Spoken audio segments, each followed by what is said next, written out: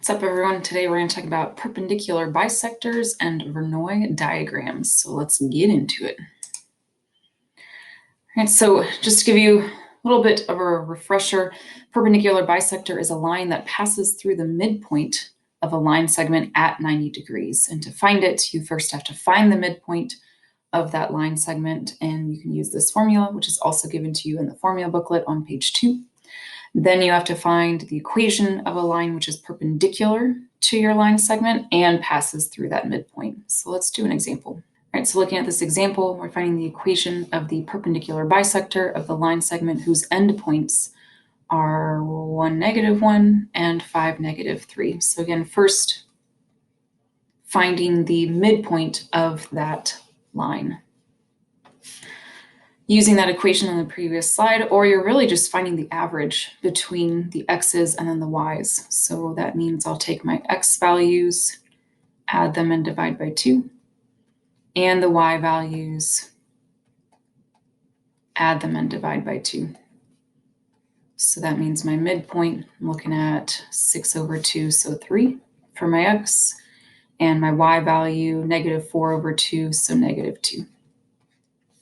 So finding the equation of that perpendicular bisector, we know it has to go through that point, and we know it has to be perpendicular to this line segment. So that means my first step of finding the actual equation is to find the slope or the gradient of the given line. So I want to find the gradient of the line AB. And again, to find your gradient or your slope, you're doing the difference between the y's divided by the difference between the x's. And again, it doesn't technically matter y1 versus y2, just as long as they are the x's and y's match vertically. What I mean by that is 5, -3 was a point, so they have to be first, or the 1, -1 have to be first. It doesn't matter which one, just as long as it's consistent. So I'd be looking at -2/4 or a -1/2. So that's the gradient of our given line AB. We know that the perpendicular bisector has to be perpendicular to that gradient. So that means my perpendicular gradient, or I'm just going to say M, would be flipping that original gradient and negating it. So flipping 1/2 would get me 2/1, or just 2. And negating it, since it's already negative, that means my perpendicular gradient is a +2. And then our final part to this, finding the actual equation of that perpendicular bisector. We talked way back in Unit 1 about finding the equations of lines, and there's 3 different types of equations of lines we could use.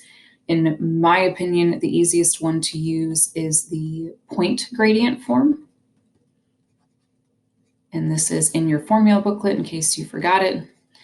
It's easiest, in my opinion, just we have that gradient of 2 and we have the point. We know it has to go through that midpoint. So that means I can just take my gradient, take my midpoint, and just throw it into the formula. And I could just leave it like that. You could also use gradient intercept form where you have to find the intercept, but that's another choice as well. So I've subbed in my point, 3, -2. I've subbed in my gradient of 2. And then all you would really have to do is just, since I have the -- here, I would just want to change that to a plus sign just to clean it up a little bit. And again, if the problem doesn't specify, like this one, which form they want the equation in, you can just leave it just like that. All right, example 2, a little wordier. Gives us an application. A robot vacuum cleaner is located at point A, which is at 410. I'm going to go ahead and label that. It currently cleans by moving along the straight line from point A to point B, which is at 19.5. The robot charging station is located at point E, down here at 6.3.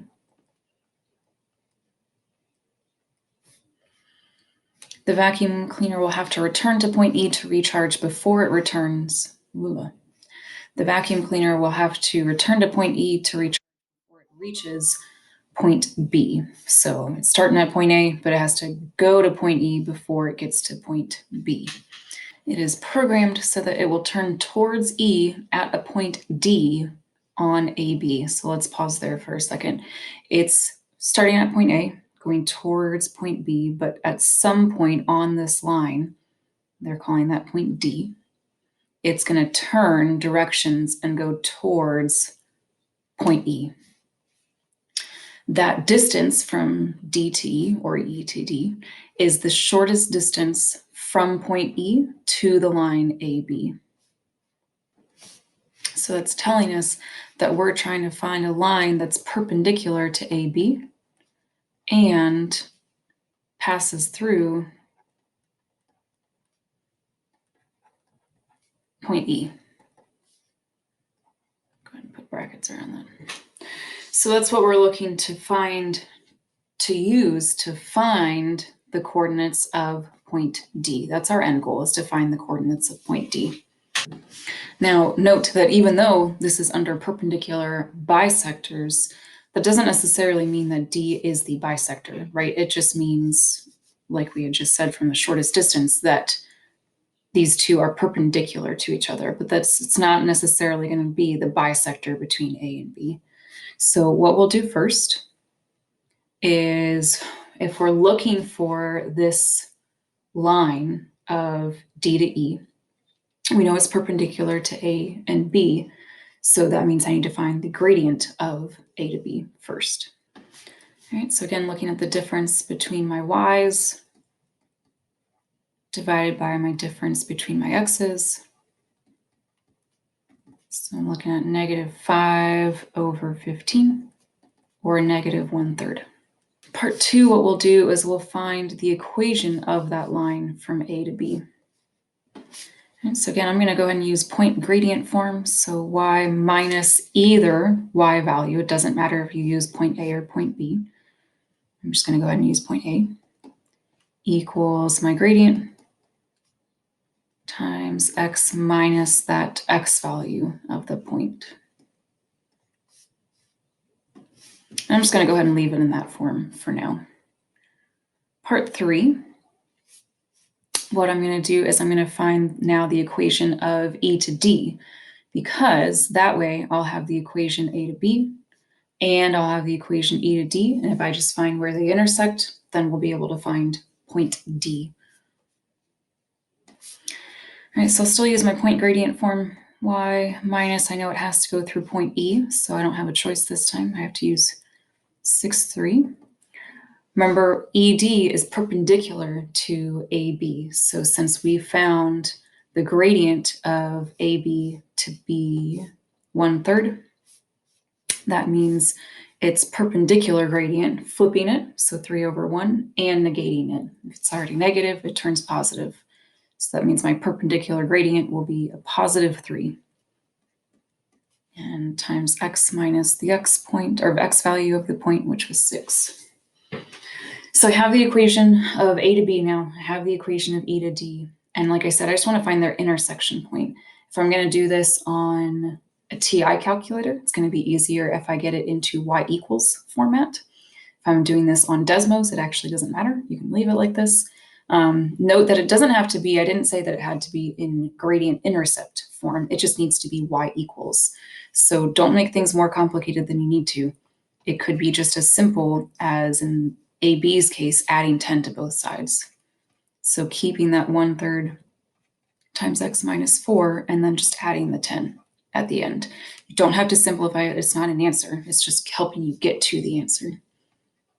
Same thing with the equation from E to D.